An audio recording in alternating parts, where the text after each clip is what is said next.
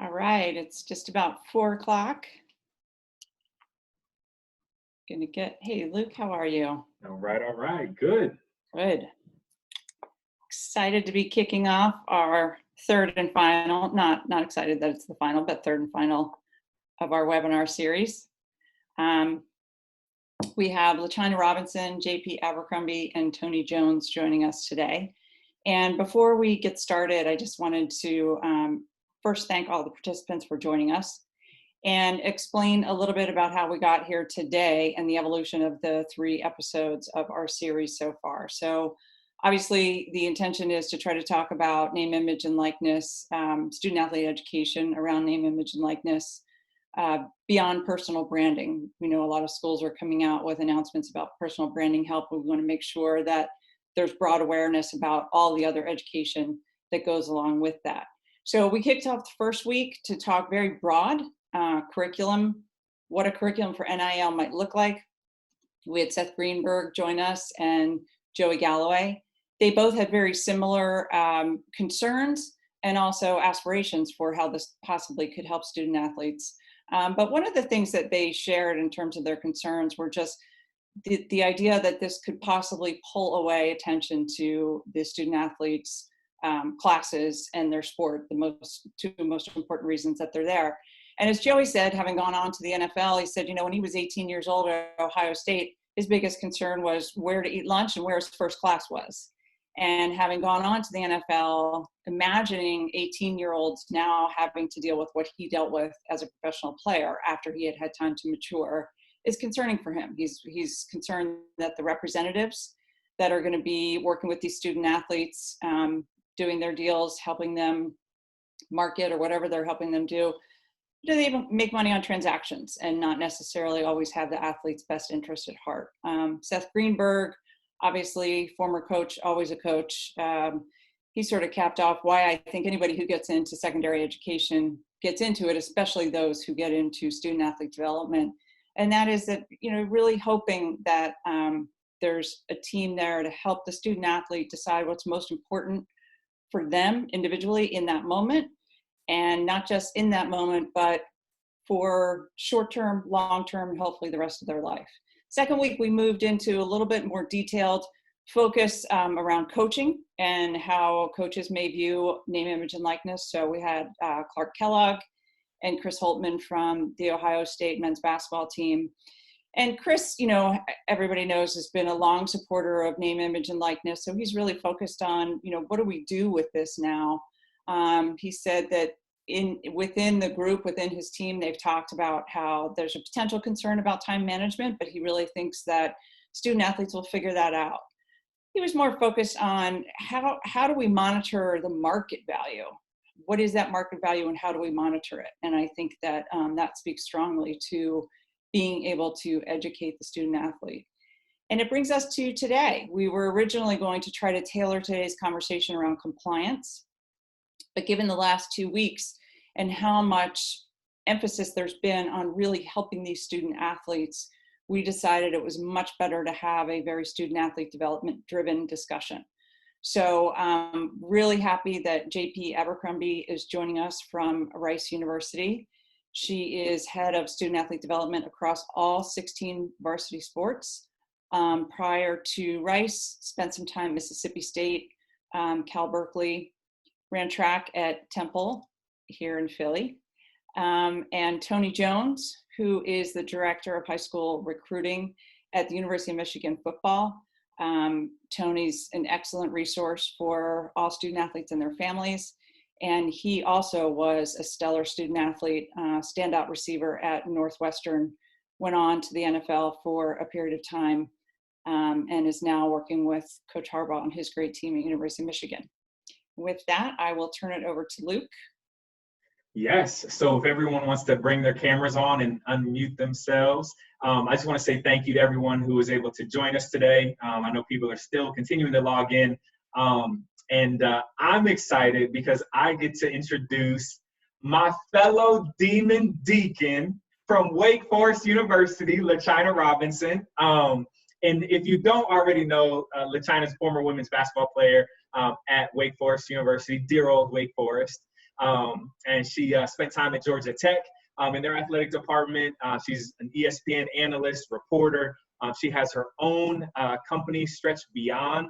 And she also is just a highly regarded keynote speaker, moderator, facilitator of conversations. But most importantly, she's a great person, just like JP and Tony. I'm glad all of you are here with us on the call today. But I have to just turn things a little bit, LaChina, because I know you're our moderator for the day. And I know that as an analyst and reporter, you're the one that's used to asking questions. But I'm going to start off, kind of just kick this off with the first question to you, which is what's your perspective on name, image, and likeness? Having been a former student athlete and now spending so much of the rest of your professional life so far around the college sports, kind of what are your thoughts just on name, image, and likeness, opportunities, concerns? What do you think? Yeah, thanks, Luke, and thank Courtney for having me. And thank you to JP and Tony for your time, and Bruce and Rashad, who aren't on this panel, but are a big part of both of your teams at Anomaly and Altemus. We appreciate the work that you're doing. I was really excited about this conversation because this gives me a chance to revisit my days of working in athletic administration. As you mentioned, Luke, my first job out of college when I graduated after being a student athlete at Wake Forest was working at the ACC office in Greensboro, and that was kind of my transition internship. And then I went to Georgia Tech. So this is bringing me back to all my days of student athlete development, because that is actually why I wanted to get into athletic administration at the college level. I thoroughly enjoyed my time at Wake Forest as a student athlete, and I grew in so many ways. But I did leave kind of feeling like I wish I had spent more time, or there were more resources or more programming put into my development in other ways as a person, in terms of my character, my brand, what I was passionate about in the community. Career aspirations, no doubt. So this gets back to my first love. And so I'm eager to hear everything from JP and Tony, and thank you guys for this opportunity. But when it comes to name, image, and likeness, so I guess there's so many levels to this and a lot that we still don't know, but I'll start with the benefits of it. The biggest thing for me that I'm excited about is that I think that this will really strengthen relationships between student athletes and their athletic departments. I mean, there's so many success stories about student athletes that either go pro or they're transition well out of their college experience, but there are many that struggle with the transition, feeling as though they spent a bulk of their time preparing for games and class to stay eligible, but not enough time really developing them as people and preparing them for life. And from what I've heard on the previous two panels, and what we will probably hear more of today through what both Anomaly does and what Altemus is doing, but also what schools like Rice and Michigan are already providing, is there will be more life education for all student athletes, which in turn, I think will create a better relationship, both short and long term, between athletic departments and their student athletes, which is extremely important. I mean, nothing is like feeling like you're cared for beyond what you can do or what you can provide. And I think that's a good feeling that student athletes will look forward to. I mean, I went to school forever ago, so I can say that, my experience, I did leave feeling unprepared and a little bitter, to be honest. But it sounds like some of the education that will happen with NIL will benefit the student athletes for sure. Now, my concern is that if we're honest, NIL is sticky for a lot of reasons. I mean, I know we're doing work to kind of figure out how the compliance side is going to look and what everyone's responsibility will be in all this. But unfortunately, we do have people who will become interested in these young adults for the wrong reasons. I also suspect that NCAA violations will rise, at least opportunities for them to. I'm particularly interested in seeing how the recruiting side of things is monitored, but that can in turn hurt some student athletes and their teams and their abilities to compete if NIL education and processes aren't in place and handled correctly. And I worry that student athletes will just have a lot more on their shoulders to deal with if the adults in charge of their experiences, both at home and on campus, aren't on the same page. So I do see some benefits to it, but obviously there are also some concerns that come along with it as well. But having been in JP's seat, sort of, when I was at Georgia Tech, I feel like as director of operations, I handled everything from academics to budget to travel, marketing, fundraising, and student athlete development was definitely something that I know takes a lot of time, JP, and you have to cover a lot of land. But I'm interested in knowing, I know it's been discussed already in the series, that NIL will level the playing field for student athletes, but what's your perspective on NIL's impact for women athletes like me, who I used to be no kind of athlete anymore, but and college athletes participating in Olympic sports?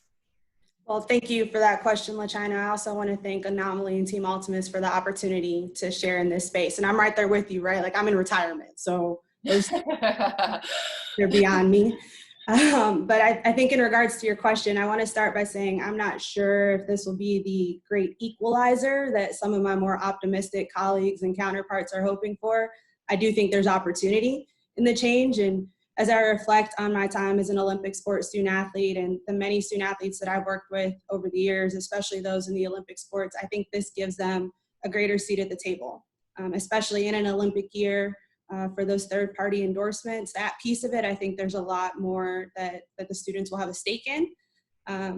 I've also worked with some very entrepreneurial young women, young men, and I think just being able to see more opportunities for them to get a fair share in spaces like that of camps and clinics, or in the ownership and development of their own business, whether it's athletically related or not. I think those are some of the big wins that we have here.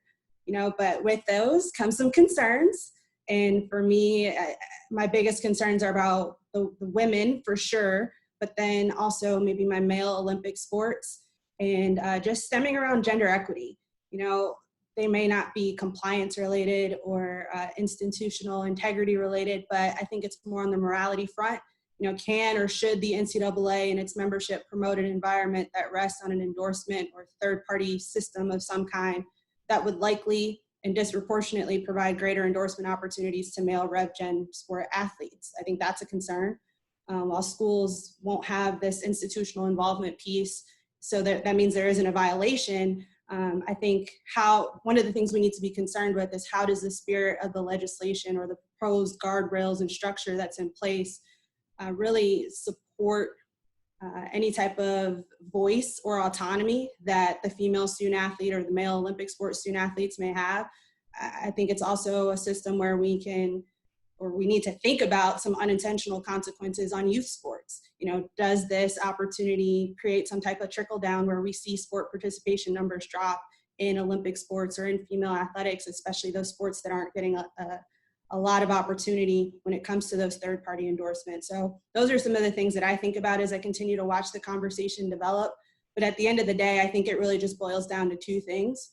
One would be the level of investment that the student athlete has, like their knowledge, their curiosity, their willingness to make NIL a priority endeavor for them. And then two being the support, the understanding, the investment or resources available to that institution, and even those beyond the institution, particularly like fans or consumers that would support the marketplace for that student's endeavor. So I think those are the two big pieces, but there are a lot of other pieces in this that come to play. And we will definitely get more into that, especially marketplace. I'm glad you brought that up as this conversation goes along. But Courtney, I remember you sharing some statistics as it pertains to female athletes and how they may benefit from this in ways that I didn't realize that early research had highlighted. Can you share some of that with us? Sure.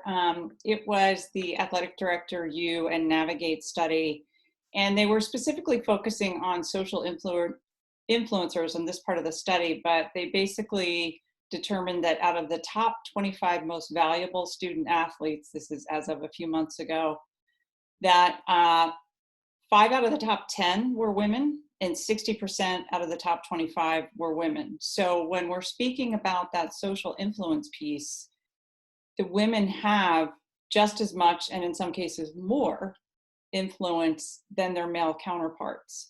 And then there are other situations such as the UCLA women's gymnastics team, which became such a viral hit from some of those incredible performances. They valued last year's UCLA women's gymnastics team at $1.25 million in marketability. And then I just think back to Muffet McGraw's, I think it was 2017, 2018 team, that entire starting five went to the WNBA. So I do have great hope for women's athletics. It's not all going to be about social influence. So, that's one way of looking at it. And I do, share concerns that JP has that, it's really going to be about the student athlete deciding what their investment is going to be and how much time they want to spend on it and what the support is in the marketplace.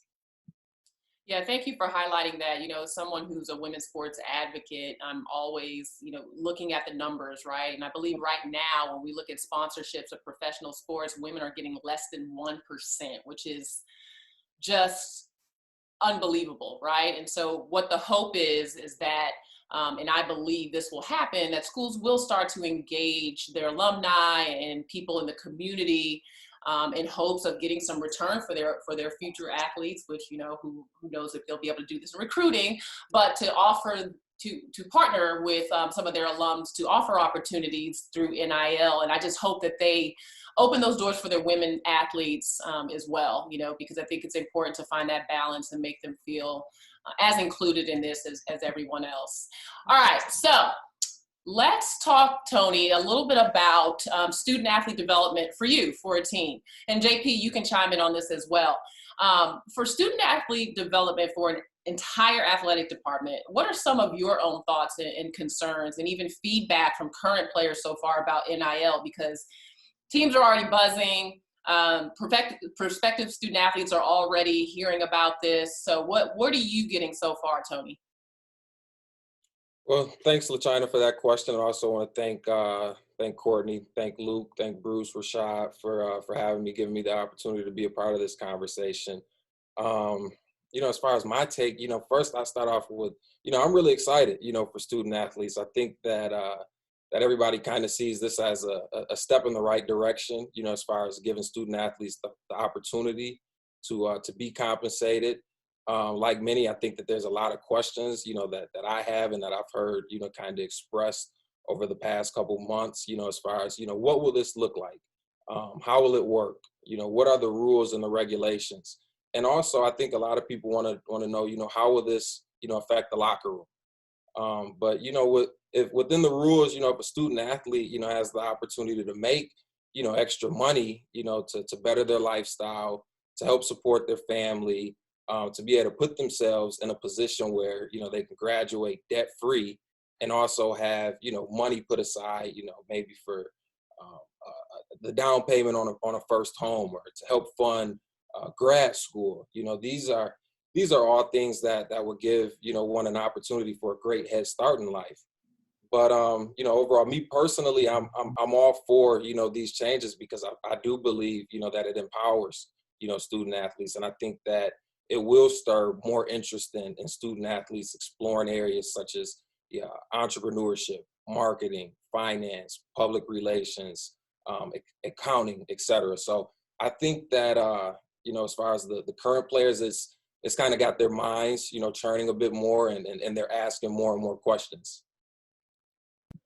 Thank you, Tony. And I mean, when you think about the scope of this and what this could do for some of these young people, like my experience in college, I went to Wake Forest where, my dorm mate had a Mercedes Benz and I could barely afford deodorant, right? And so, yeah, even as a women's sports participant, it may not look like $10,000 a semester for me. However, I would take $500 a semester if you had it, just because it would have enhanced my experience so much and would have helped me in integrating myself into a very different environment. And so whether it's a down payment on a house or, helping family, which I know, thank goodness that we have TeamAltemus to help with some of the financial advising, but yeah, I mean, it could really change things. JP, what are you hearing from student athletes about what they know, what they're excited about with NIL so far? Yeah, it's interesting to listen to Tony talk about it from an individual team perspective, because I think one of the first conversations we had as an athletic department was myself and our compliance officer at a SAC meeting. And he's explaining what's going on. And, we're talking about this discussion. And many of our Olympic sports student athletes didn't think that this was relevant to them. they didn't see this as an opportunity or even something that would have bearing on their student athlete experience at all. So, just understanding that perception and really making sure that as we continue to get more clarity on the system, knowing that that's going to be a level of education if we want to talk about equity across the department and experience that we need to focus on. I think the other piece that I think about too is just that there's more money in their hands, but what does that mean about how they get the money? The time management, who they're partnering with, who's helping them manage those deals, those people's credentials, taxes. That's something my student athletes probably don't think about enough. And so just understanding the level of education that needs to happen at a greater rate because of this situation. I just want to chime in real quick, LaChina, because I think that point that JP made is so valid, right? In that, you have some people, if you take people who are just the average kind of consumer of news, and there's so much going on in the world right now that, sometimes some of these name, image, and likeness changes can be lost because they're still about a year out, right? But some people will look at this as saying like, oh, well, this is just something for just the elite of the elite. Only the elite athletes of the elite are going to actually be able to do anything here, and it's only going to affect them. But I think to JP's point, there are opportunities from an entrepreneurship perspective, from appearances, from trainings, from individual trainings that these student athletes across sports are going to be able to have that they've never had before. And that's going to require this additional education, right? That it's not just like saying, okay, we're going to bring in all the most elite athletes together and do this, this kind of educational training for them. No, it's going to be the fact that potentially your entire student athlete body are going to have to be educated on how do you make decisions? How do you, analyze these people who are coming at you, wanting to be around you? How do you make sure that you're not getting taken advantage of? Because again, any student athlete is going to be able to go back to their hometown, their home high school, and potentially do, a lacrosse training, right? Or do a women's field hockey training in class or camp or what have you. So that's the side of this that I think makes this a very big deal, right? That it's more than just the elite of the elite. Yeah, which I think, Luke, and I know, Courtney, you want to have a word, but I think what that does is put some of the responsibility on maybe Anomaly Sports to come up with a curriculum that's going to reach all of those levels, right? Because I'm listening to you think, and a lot of the work I do in student athlete development as a consultant is with women's sports. And so I have things that are specifically for women, but when you sit in this room and it's, your male athletes, your female athletes could earn, $100,000, could earn 100, finding a curriculum and a way of training that impacts everyone, no matter what level you're on. And some of this onus obviously is on Tony and JP too, as it pertains to players in different classes. Curriculum and how you teach this is going to be important. Courtney, you had something to say? I did. I was, as Luke was talking, I was thinking about a school, a Division I school that we work with. And recently we were talking about how we were going to stretch the NIL curriculum out over the next couple of semesters. And the compliance director talked to me about how, her entire men's soccer team thinks that they are musicians and they all drop tracks all the time. And now all of a sudden they think they're going to sell their music. And what struck me was, I don't think about all the possibilities. These student athletes are so creative and so ambitious, and they're competitors. So they translate that to their other interest areas. And B, there's so much easy access to being able to monetize. You can now make music and drop it and, get some help with some virtual agents who can help you do that. And so there is tremendous need for broad-based education. And I know JP, when we spoke the other day, talked about, all of the initiatives at Rice and how broad that education is and how much you're already helping your student athletes. And it's, I think that there are some programs that may just need to fill some holes. And there are some programs that need a little bit more robust programming, and it's going to take some time for the schools to figure that out. Before we move on to our next question, Courtney, because I think you're absolutely right, and I would love to hear JP and Tony, what are you guys already doing around NIL, and how is it coming into play into what you're currently doing? Also, I did send a note to the chat for everyone. Please feel free to send questions. We will take your questions towards the end with the panel. So if you have any, drop them in there. But yeah, JP and Tony, what do you guys already find yourself doing in your day-to-day around NIL? Well, as we talked about before, I'm not sure I can call some of the stuff that we do strictly NIL curriculum. I think there are some things that I would want my student athletes to get regardless. The idea of understanding your values and the alignment with organizations or institutions that you choose to partner with beyond college, time management, decision making, that personal branding or personal presence piece. Yeah, that's a given. But and financial literacy, those are just some of the topics that I think we had already started implementing programming on, and we'll continue to do that, maybe just with tweaks relevant to the legislation that comes out about this. But those are things I would want my student athletes to have, and opportunities that I've provided for them in this space, even before NIL became as big of a topic as it is. So those are things that will continue regardless.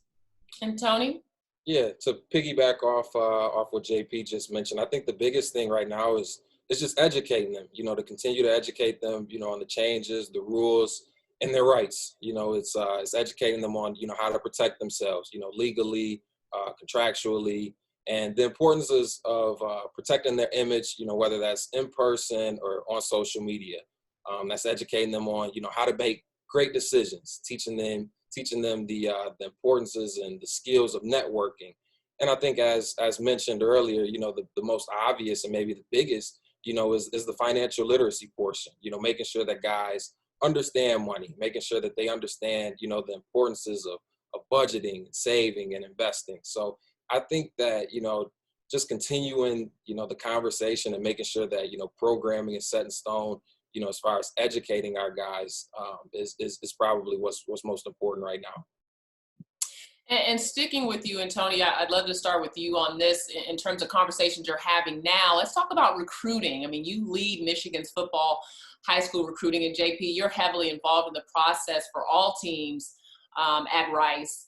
Are families already kind of pushing, for information about NIL? And if not, how much is your program sharing and trying to get ahead of this while also balancing the fact that there's some things that we just don't know yet? As far as pushing, I would say I don't think that many of the families are necessarily pushing, but it's certainly come up in a lot of recruiting conversations. And I think that our message as a program has been pretty simple, that we're continuing to gather information, as we receive it and formalizing our strategy. We do share with them, that given our alumni and the ties to our program and university, that we do feel really confident, that our student athletes will benefit greatly from these changes. And, we reiterate to them that we're going to do everything, within the rules to assure them that, that we're compliant, that we're providing every tool and resource available. And, that we're here to make sure that they can capitalize and to win. At the University of Michigan, we're all about empowering, educating, and protecting them and putting them in the best position for them to be successful on and off the field. I mean, that education piece is important when it comes to the recruiting landscape on my side of things. The conversation hasn't changed too much. I mean, my pitch is usually about the opportunities that Rice can afford you in addition to the athletic and academic experiences. So, I mean, our student athlete development program is called SOAR, which stands for Student Athlete Opportunities for Advancement Through Rice Values. So really taking inventory of all of the opportunities that are available to our student athletes, both on campus.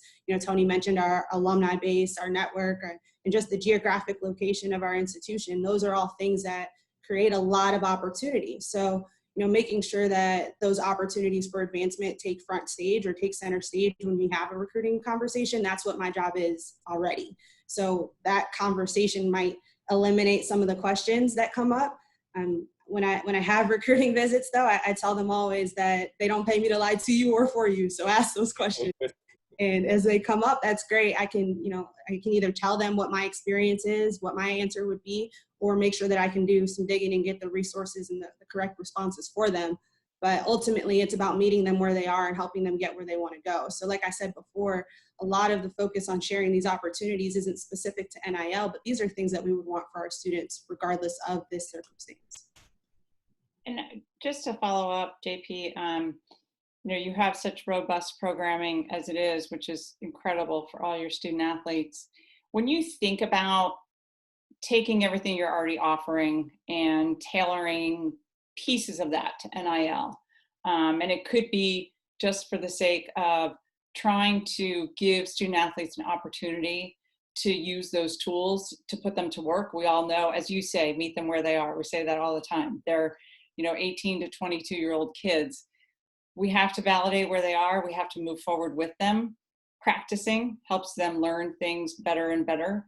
So is there a part of that programming where you see an opportunity for those student athletes to practice more now that NIL has come along, whether it be, financial literacy or networking or brand building, anything that comes to mind? That's a great question. I'm going to take it as meaning practice those skills. Is that what you're talking about? Yes. Courtney? Perfect. So yeah, I'm a big proponent of experiential learning in the first place. I try and make sure all of our webinars, workshops, what have you, mirror what they're going to experience or mirror the athletic experience to help with that transferability of skills. So instead of just saying, let me put you through a 40-minute lecture where you learn how to do something, I'm going to make sure that you go through an exercise or that you talk about it, that you can share about it with your teammates. That may help increase the retention piece of it too. Plus that engagement work with it, make sure that they actually have to grapple with it instead of just sitting there saying, oh, JP got me, I'm good. No, I don't live with you, so that's another. But I think it's just really important to focus on that experiential learning piece, to give them an environment where it's okay to trial, to error, to fail, but ultimately to fail forward, because that's what we would want them to have the experience and expertise in when it's time for them to use those skills in the real world. Yeah, and thank you so much. And I'm curious, Tony, especially with that one sport focus and some of the opportunities that you see that your student athletes might have, a couple of areas that you think are particularly important related to NIL? Yeah, I think especially dealing with football players, I think that the biggest thing is probably the decision making piece, and then I think from there it is the financial literacy. I think that especially for guys in a career where they have the potential to earn 6, 7 figures. It's important to start building these qualities and these traits in them early on, so that when they do go on to their given profession, whether that's football or not in football, and that's the corporate setting, just making sure that we give them transferable skills that will ensure that they'll be successful, making sure that they know how to balance a checkbook, that they know a checking account versus savings account, that they know what a credit card is, what a loan is, and doing the financial advisor due diligence, the agent due diligence. So really trying to give them as many tools and resources, that that in the foreseeable future that they'll be able to utilize. Thank you so much, Tony. We have a ton of questions coming in, and I think Luke's going to do the question and answer. So for the audience, if you don't get your question asked, blame it on Luke. I'll be stepping aside for that portion of it, but a lot of questions, a lot of really good questions coming in, and some of my friends, hey, Katricia. Sorry, just a little shout out to you guys. All right, so back to the important people in this conversation. JP, Tony, you are both great fits for this panel for many reasons, but let's talk about what you both represent. You represent 2 different size schools, 2 different regions, but both very close to major markets in both Houston and Detroit. And shout out to Courtney and Luke for having this diversity, because I think it's so important to have schools that have different sizes and different resources kind of chiming in on this. But what do those markets you think represent in this conversation of NIL? Yeah, so I think having, a city like Detroit in your backyard is a huge advantage. You've got GM, you've got Ford, you've got Kellogg.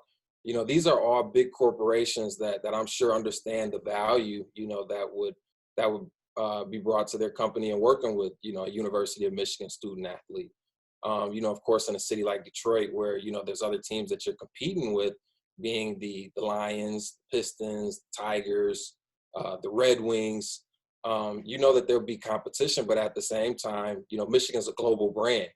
And, like we tell our recruits and our players, you come to the University of Michigan and excel, not only are you a well-known name in Ann Arbor, but, people in Detroit know you. And not only are you a statewide name, but you're a nationwide name. And from there, it's definitely, to your advantage, just being in a city like Detroit where there's so many, different resources available to you. JP, I know you're about to start, but Tony, as soon as you started running down all those big companies and corporations in the area, I'm like, okay, where do I sign? Oh, shoot, where's the paper? Sorry, but no, that's awesome that you have all those resources right there, and that will definitely help, I'm sure, in the conversation about opportunities, not even already with recruiting, but definitely in the future as you look at alumni connections and ways to connect with those big corporations through NIL. JP? Yeah, I mean, it's really piggybacking off what Tony shared. For me, coming to Houston, part of the draw was the amount of professional development opportunities that I would be able to network with, to work with, to increase the expansive opportunities that our student athletes have. So, on the professional athlete side, Houston's a great sports town for that. So being able to partner with those professional sports organizations to ensure pipelines, to ensure that we're tackling some of the issues that they may see on a player development side of things, and we can work on it at the collegiate level, but then also the number of Fortune 500, Fortune 100 companies that are here, but also on campus recruiting on a daily basis. The big four when it comes to consulting, the medical center, which is right across the street from our campus, all of those things from a professional development side of things are great. And then to be in a big media market like we are, it's just a crazy amount of opportunities. So when I look at those on the professional side, that's one aspect of it. But even on the personal growth side for, young people from the ages of 18 to 40, Houston's a great place to be, to live. And there's stats out there. I don't have all the rankings. I know my recruiting offices do. That's a part of their presentation. But just things about quality of life in general to be in Houston, it's a great place to be. So when we couple those things in terms of the off-campus experience and then apply that to the on-campus resources and opportunities, the size of our institution is something that I think we can leverage even more. With 40% of our alumni staying local in the Houston area, there's no secret that there are opportunities for our student athletes here. It's really easy to kind of reach across the aisle or reach beyond the hedges and bring some alumni back into the fold. And I think really just looking at the picture of all of those resources, all of those people who are willing to invest in our experience here and continue to invest in our experience, make it special. Yeah, there was a comment in the second panel of this webinar series about whether or not alumni may cut back on their giving a little bit in terms of giving towards scholarships and donations because they will be more active in developing relationships through NIL. And that was a concern of it might have been Coach or maybe it was Clark Kellogg. I can't remember who was it that made the point, but it was a very good one and very valid one. And for smaller market schools, it's not always about where you are, but the strength of your alumni and the people that are connected to your athletic department. So not all on location. I mean, location is obviously great, but it's also about relationships that you have all the way around with your athletics and academic side. With that, we're going to take a little bit of a pause because we are getting some good questions. Luke, do you want to send through a few questions that you've picked up from the audience? You guys are active. We appreciate it. Keep them coming. Luke? Yes, absolutely. Yeah, thanks, LaChina. So a ton of questions. Feel free to keep sending them in, and we'll try to, group them together because there are some similar questions. So just generally, we'll kick this one over to JP and to Tony first. And then I'd love, Courtney, your perspective as well. What methods can schools and the NCAA take to educate prospective student athletes and their families so that they have information that they need prior to arriving to campus, right? So, that there are kind of highly touted recruits that are approached in high school in all sports. And so kind of when you think about this, and there have been some other questions around family, what are you all seeing kind of as you plan for this education in terms of what are you going to do to be able to impact athletes, right from when they get on campus or even before that? And JP, we'll start off with you. I was going to turn it over to Tony with this high school relations role, but no, I'll start. I think part of it is just kind of understanding where we are when all of these changes take effect.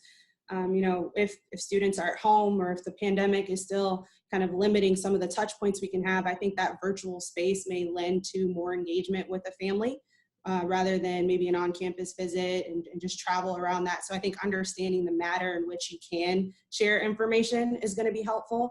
But I think in terms of the implementation side of things, it's a collaborative approach between internal institutional related resources and then external forces. Like the answer to this or the solution to this entire situation isn't going to lie solely on the campus. So I think how people come together to put together that comprehensive package is really what's going to ultimately resonate with your families, with your students, and understanding their lifestyles so that this can be a decision that they make in the most informed manner. Yeah, and I don't think I could answer that any better, JP. I think that, the biggest piece is, the communication. It's making sure that, that the rules and the regulations are being, communicated, to high schools and to, administrators. So I think that, the biggest thing is, you have to continue to educate, the student athletes and their parents. And the biggest thing is, probably communicating with the parents. These are kids that are 18, 19 years old. They've got, numerous other things, distractions, everything being thrown at them at the time. So I think that pipeline, as far as, communicating, with parents, continuously, updating the NCAA Eligibility Center, making sure that, that everybody knows, what the rules and what the regulations are, I think is probably most important. Yeah, I think that's spot on in both of those responses. I think, that you have parents on campus, for Parents Weekend and for homecomings and big games and matches and things like that. And so being able to have that continuity of education, that continuity of messaging so that the family and the student athlete are getting the same kind of messaging in terms of preparation and preparing themselves for what name, image, and likeness means, I think goes a long way. Another question came in, and we're going to try to hit as many of these questions as we can, since LaChina clearly put it on me that if we don't get to them, it's my fault. So putting you to work. That's right. So just move over to a question that came up. I think, Courtney, you're perfectly positioned to answer this, which is, how do we protect our athletes from all the financial advisors and agents that are also going to want to profit from name, image, and likeness legislation? Warms my heart that somebody asked that question. The answer is due diligence, and it's not just any kind of due diligence. It has to be very targeted and thoughtful due diligence around the types of advisors that are going to be coming at these families and these athletes. I think, the NCAA has brought both TeamAltemus and Anomaly into their elite athlete symposiums to help those men's basketball and football players who are likely going to be drafted in the following year to transition as best as possible. And all we talk about is, Anomaly talks about decision-making, we talk about due diligence, financial advisor due diligence. And so many of them don't know the term due diligence before they come. And then once they realize that there is a process and there's a model that works, it helps them screen, it helps them educate their families, it helps level the playing field for some people who might know them, who are coming at them, telling them they can perform this function for them. I think as it relates to NIL, one of the most important things will come at, either the institutional or the conference level. I'm not sure how that will work, but there are going to be so many more people coming at these student athletes. Right now, it's mostly agents and financial advisors, but I think we're going to see marketing reps, we're going to see personal branding experts, we're going to see insurance salespeople, all coming at so many more athletes. And there definitely needs to be a process for vetting, process taught to the student athlete, and maybe even more importantly, a process for ongoing monitoring, because as we've seen in so many cases, relationships that start out well don't always stay as strong as they need to stay when these young people, when their money and their legal decisions are at hand. So there has to be a very definitive process, and it needs to apply to the same to every single professional that could potentially come into contact with these student athletes or their families.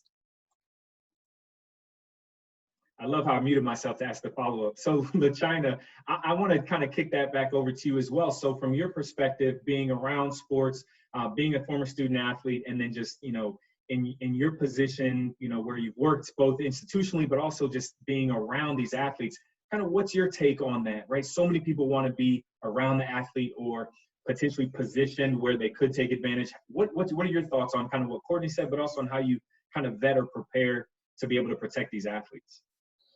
Yeah, it's a great question, Luke, and a tough job. I mean, it's amazing to me that you don't even have to be a high earning athlete, that people just want to be associated and affiliated with someone who has an elevated platform. Yeah. They want their children to be associated with them, to take pictures with them and just be around and say they met them. So I think it's going to become increasingly difficult to protect student athletes from all of these different type of potentially harmful relationships. And, family always comes back around. It's interesting. In my experience at Georgia Tech, what I found is that we could have a student athlete that comes in and, they transition in well, the freshman year, sophomore year, junior year, and then they're doing great. And senior year, it's like, well, my mom thinks A, B, and C. And all of a sudden you realize that the trust you thought you had with those student athletes is either, damaged for whatever reason, or they, maybe misunderstood something you said. I mean, any number of things could happen and or be lost in translation, but then the fallback is always the family. So I just think it's so important. And even, Luke, I know you mentioned like Parents Weekend and some of the things that happen in recruiting. I think this is going to have to go back to even camp. Like, when you think about elite camps and things, whatever type of contacts you can have even before the recruiting period where there can be education for the families, I think it's going to have to go back to that. And it's great that TeamAltemus, has a real vetting tool where they can look into the backgrounds of people and help to make student athletes or help student athletes to make those decisions. Because I think the challenge is definitely in the trust. And I know JP spoke to where she feels like she is with her student athlete relationships, and that she can be the voice that, doesn't lie, or, she's not the coach that has to grade your performances. She's not the teacher that has to grade the paper. But I still think the student athletes tend to be a little skeptical of the athletics department, only because at some points in your career, you feel almost like an employee in a sense, right? Where it's like, I play basketball and I have to get good grades to play basketball, but where is that system of people that care about me unattached to this? And that's where I think Anomaly and TeamAltemus can have a lot of success in coming in as the neutral voice, because, you're someone who the student athletes say, okay, well, they don't know me. They don't know I haven't paid my parking tickets. They don't know necessarily my family background. So let me just hear from this person who's objective, who can really help me in this space. So I think those are the two areas in terms of relationships that I think are important is number one, definitely the parents and the family, and making sure they're included, but also in having that neutral voice or that third party that can come in and educate and has no other touch points with these student athletes that they see as an expert in this space. Yeah. Thank you for that. So next question that came in, Tony, JP, this will be for you guys, and we'll go Tony first this time. How has the academic side of the higher education, faculty, advising, et cetera, how is higher education, like academics, responded to name, image, and likeness and the name, image, and likeness concepts? And I'll just weigh in here briefly.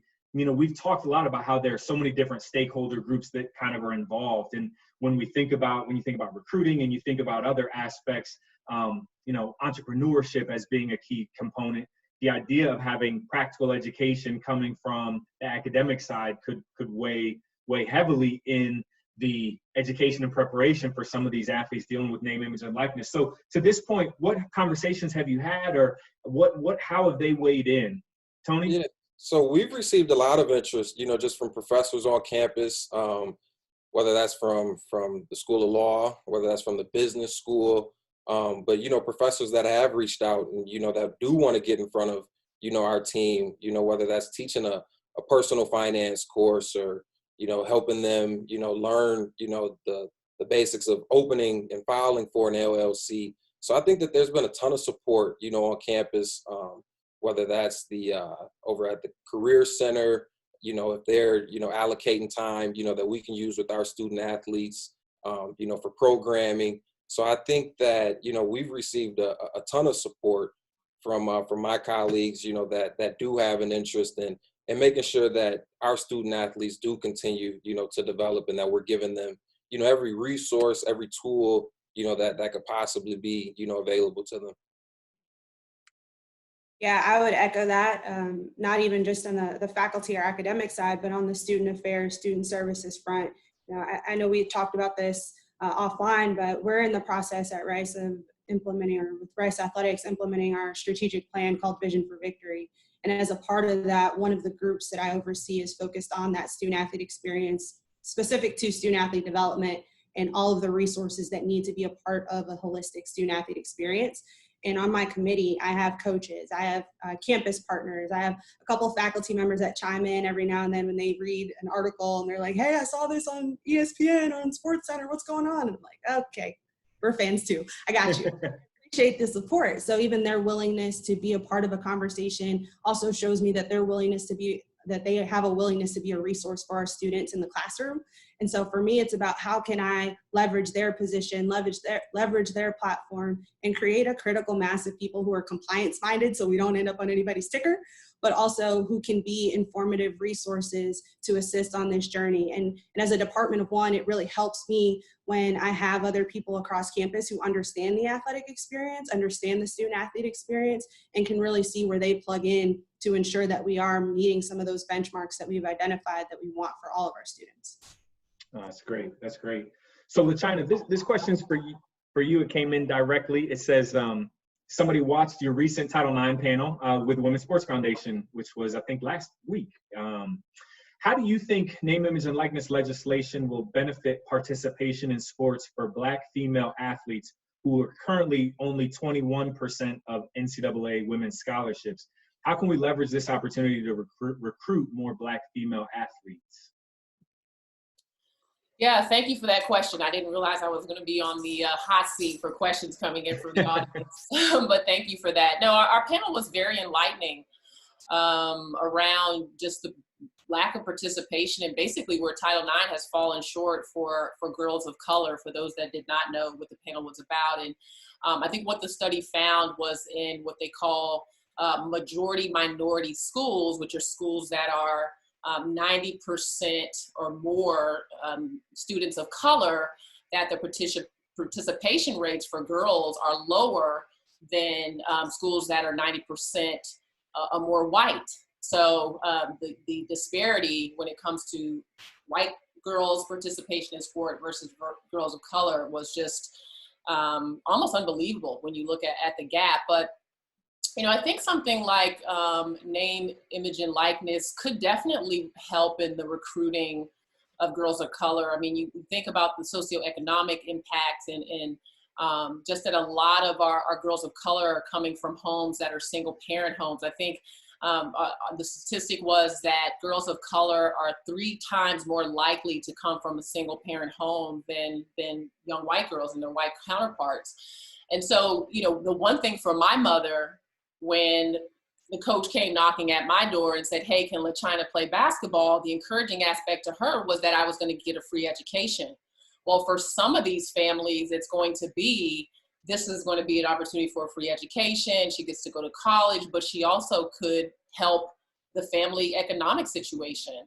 And so, yeah, that definitely, I think, would be a benefit. And I do believe that as we see more female athletes and women of color maybe getting some chances to be marketed and to be front and center through whether it's social media or whatever, then now young Black girls have the visibility. They have that role model that they can see, because they don't see our Black female athletes right now. They don't see women at all. Only 4% of all sports media coverage is for women, and definitely lower than that for our professional athletes that are women of color. So when you think of some of those numbers, and also coupled with that only 2% in all divisions, 1, 2, or 3 of our head coaches and athletic administrators are Black women, you add more visibility that these athletes could get through name, image, and likeness, and that could definitely impact and encourage young girls of color to get involved in the sport.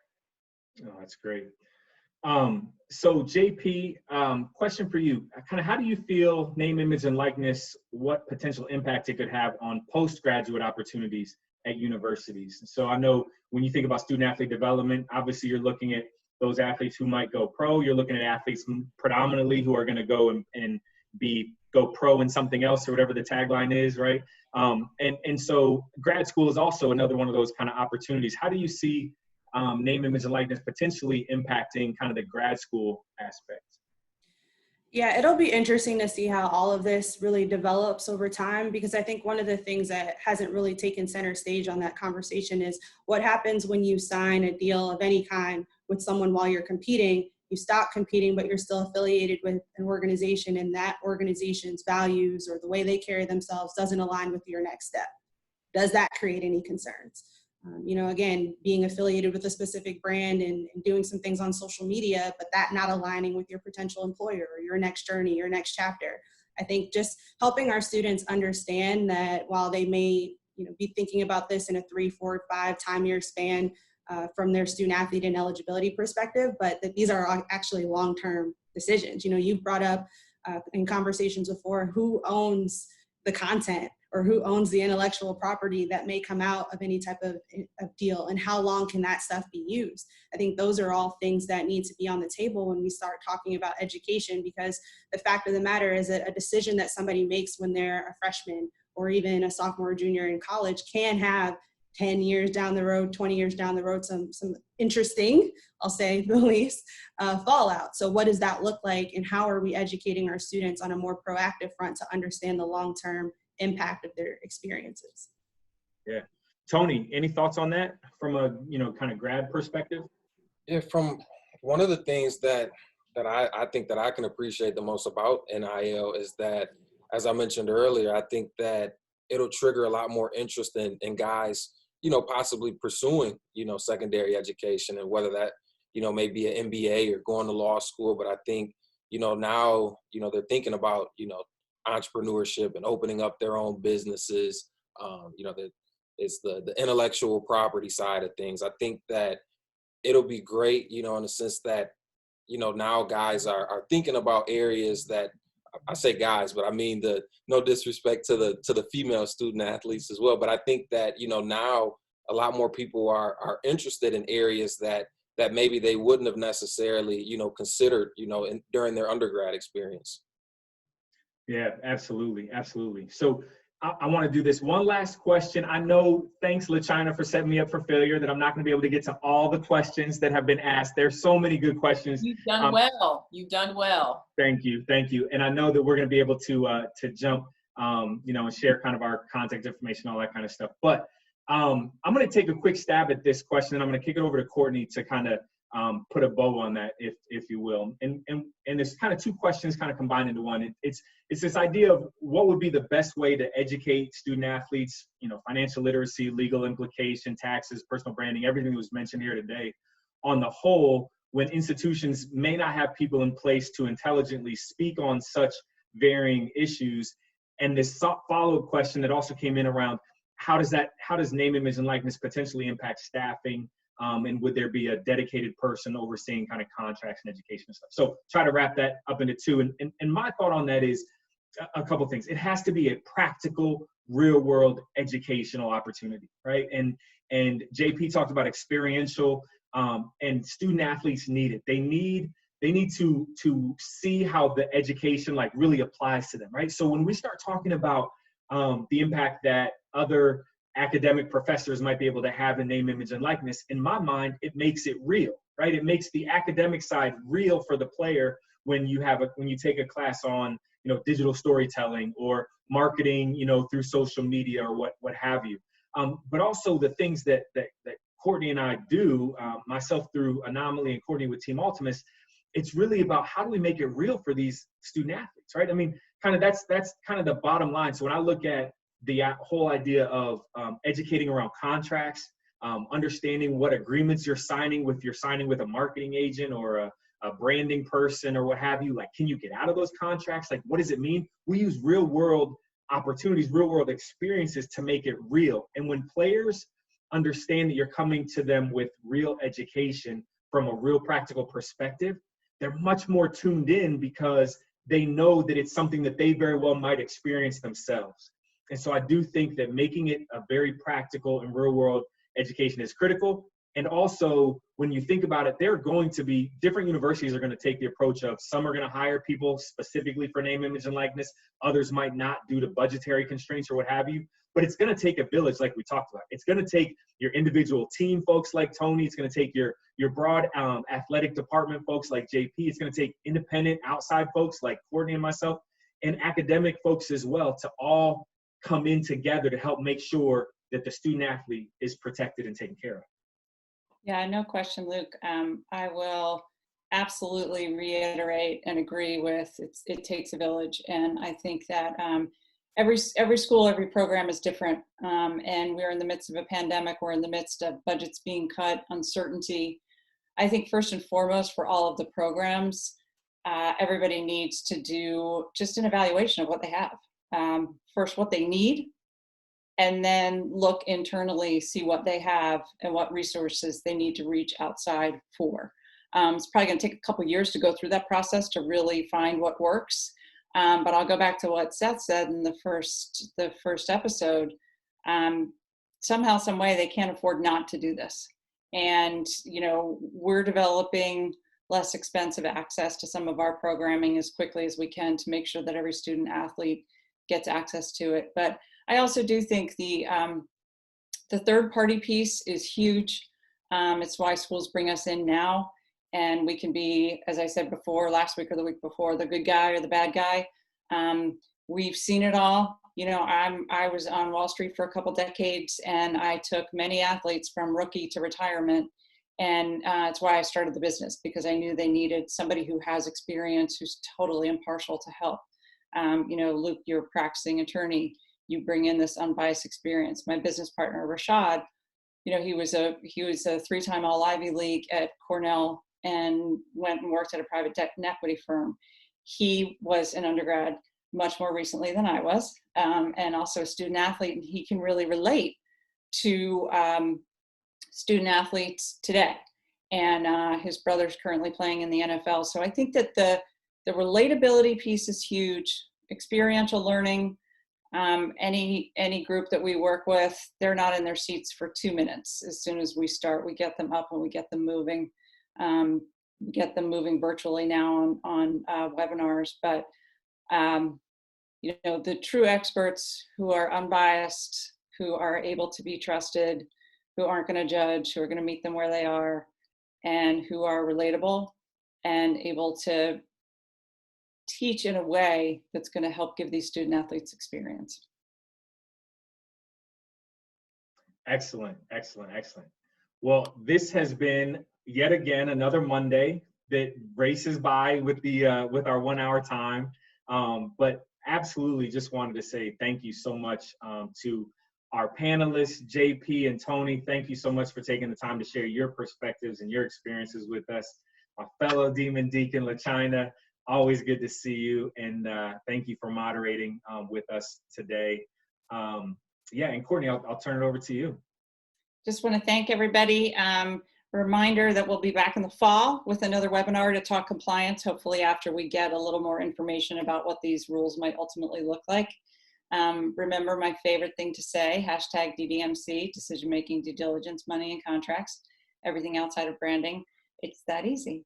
And you can reach out to us at TeamAltemus is team-altemus, ALTEMUS.com, and Luke with Anomaly. Yep, Anomaly Sports Group. It's just anomalyssportsgroup.com. Feel free to check us out at Luke Fedlam on social media. But again, thank you all so much. And yes, Courtney, it's been a joy being with you the past 3 Mondays. I don't know what I'm gonna do next Monday from 4 o'clock to 5 o'clock. Maybe not have a suit on, so that'll be good. But thank you again. Thanks for everybody for joining in, and thank you, JP, Tony, and LaChina for all that you brought to the conversation. Thank you, guys. Thank you so much. Thanks for having us. Thanks for having me. Take care.